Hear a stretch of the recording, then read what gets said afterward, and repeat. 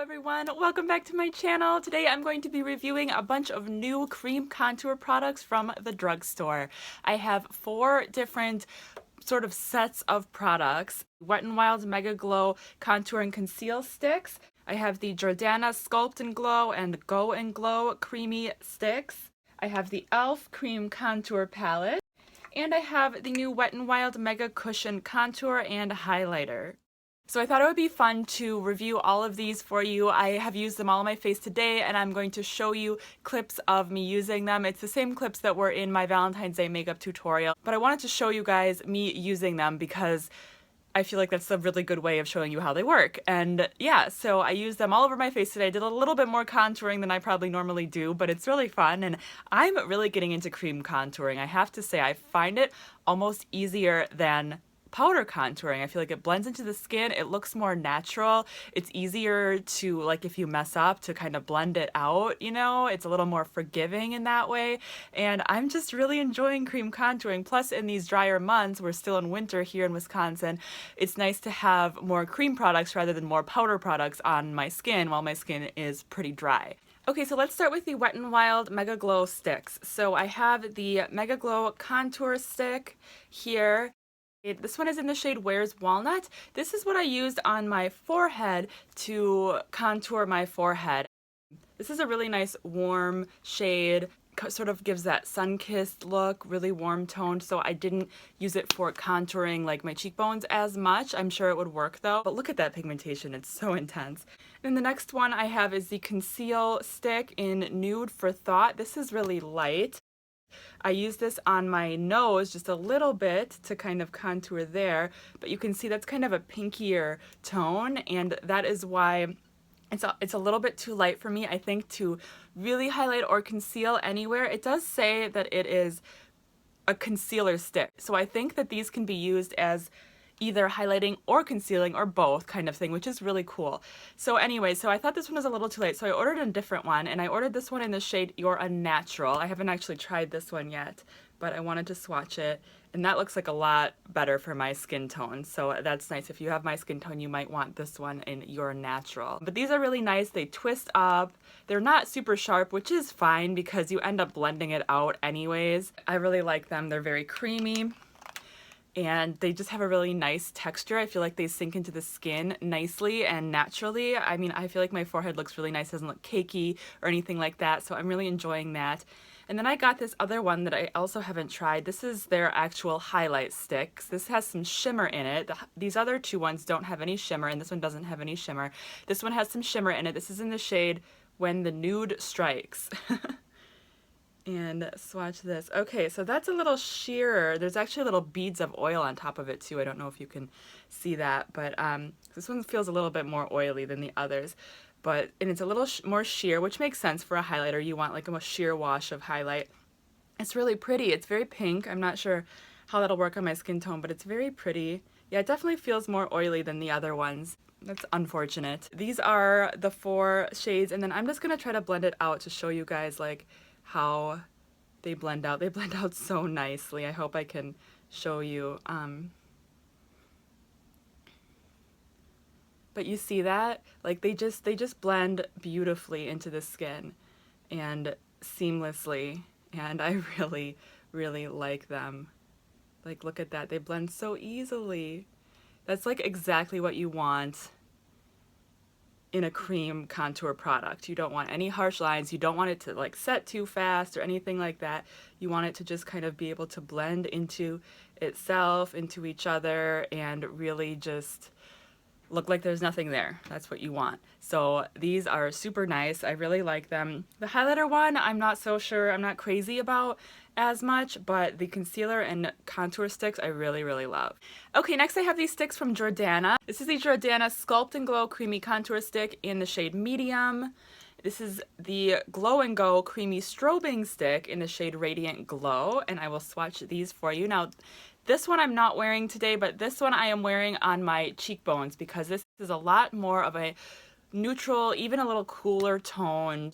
contour appropriate shade rather than the Wet n Wild one that was very warm and more of a bronzer shade. This is more of a contour shade, more like a shadow. So I'll swatch this, and this is pretty light on me, but it still works. It works for a light contour, and I've been preferring a light contour lately, especially experimenting with the cream contour. So that's that one. Very similar texture to the Wet n Wild ones. Feels really, really nice.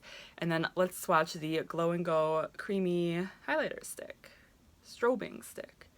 This one is beautiful. It's not super bam intense, but I like this one better than the Wet n Wild one. For one thing, I think the color's a little bit more appropriate. It's more of like a pinky gold rather than that like pearly pink kind of shade. It's more appropriate for my skin tone is what I'm trying to say. But I feel like this it's not as oily as the Wet n Wild one, the highlighter. It's really nice, and it's even more natural looking, which is really nice in cream products. So I really like this one, and then I will blend this one out as well if you are interested in seeing how it blends out really, really nicely. So nice. And then just so you guys know, whenever I use these products, I always set them with a powder. I don't have it here, but my Milani translucent powder. So just a translucent powder I set my makeup with, you know, and make sure that you don't use a super mattifying foundation either. That's another thing I've learned with cream contouring. I try to use it with my Urban Decay All Nighter foundation, which is basically a matte foundation, and it doesn't work as well because that foundation just doesn't lend itself to cream products so well. It dries so fast that it's like you're almost putting on a cream product over a powder. It just doesn't work as well. So I definitely recommend you use a more dewy foundation. Today I'm wearing the Milani Conceal and Perfect foundation. So I really do like these Jordana ones. I feel like they are comparable to the Wet n Wild ones. I think they're a little bit more expensive than the Wet n Wild ones. So, you know, if you have to choose, I would suggest going with the Wet n Wild. Let me see the amount here. These have very comparable amounts. The Jordana one does have a little bit more though. So there are 6 grams in Wet n Wild one, 6.5 in the Jordana one, and I think this one is like $1 more or something. So I guess that kind of makes sense that it's a little bit more expensive if there's more product in it. But I think the quality and performance of them are very comparable. I do like the highlighter formula better of the Jordana ones, but the concealer and contour ones from the Wet n Wild are fantastic. So that's those. Next, I want to talk about these Wet n Wild Mega Cushion thingies. These are very interesting to me. I was very excited to try these. So these have cute little faces on them. I just love the packaging, kind of different for Wet n Wild. And then this is how it comes. So there's like a pad on here, which I did use once. Didn't really work for me. I don't really like it. And the pad that came in the contour one, it was like folded up to the point that it was stuck to itself, and I had to throw it away. It wasn't usable. So I don't know. I don't think that I'm really crazy about these pads in particular. Let me know if you use it and it works for you, but I don't. And then it comes with this sort of steel on the top, and you just kind of pull the tab there, and that is what the product looks like on the inside. So this one is the Cushion Highlighter or Illuminator in Who's That Pearl. So this is supposed to be a little bit shimmery. It's got a pink tone, as you can see. I'm gonna try swatching this. It feels so funny. Can you see that? It feels like I'm touching a wet sponge. I guess that makes sense, but it feels very liquidy. That's beautiful. It's a beautiful sheer pink highlight. Not that sheer either. I shouldn't say sheer, but it's not opaque, you know. And then here is the Mega Cushion Contour in the shade Cafe Au Slay. That's what that looks like.